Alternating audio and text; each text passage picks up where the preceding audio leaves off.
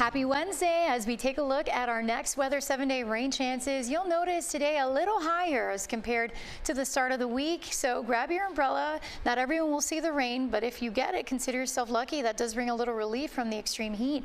Now rain chances will be decreasing tomorrow, 20%, only a 10% chance on Friday. And looking ahead to the weekend, just some spotty showers on Saturday and Sunday. But wow, can we take a moment to take in this sunrise, which is absolutely gorgeous this morning. And as we check in on our next weather radar, we are dry in Broward, Miami-Dade, and the Keys. Kiddos in Monroe County heading back to school today, so good luck to all of you. And then tomorrow it is Miami-Dade's turn. Right now we're waking up to 83 in Fort Lauderdale, 82 in Miami, 84 in Marathon. And as we check in on your forecast here, your back to school forecast for Monroe County students, well, we are certainly going to be seeing a very hot day ahead. So keep that in mind. And of course, keep the umbrella close and that extra bottle of water. Highs will be in the low 90s this afternoon. And our rain chances will be a little bit higher as we'll see some scattered storms developing likely late morning, lunchtime, 1 p.m. And then I think for pickup this afternoon, it looks quiet. And then the storms will start to push inland and push off to the west.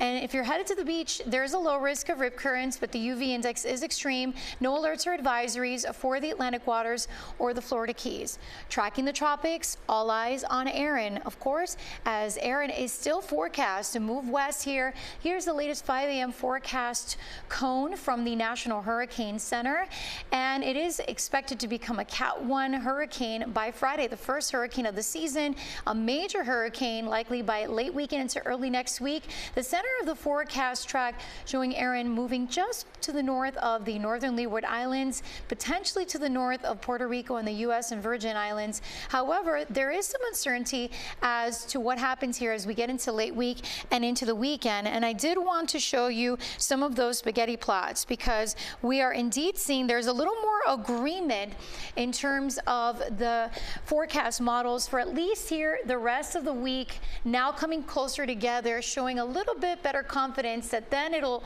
take a turn to the north. And you can see that reflected on this graphic where you can more clearly see those forecast models now a little closer together and showing that turn to the north as we head into late weekend and early next week. And our more reliable models, the GFS and the European models, showing that as well. So for right now, although we can't let our guard down, right, we still are going to monitor this closely. We're feeling a little bit better about the forecast track and what the models are trending.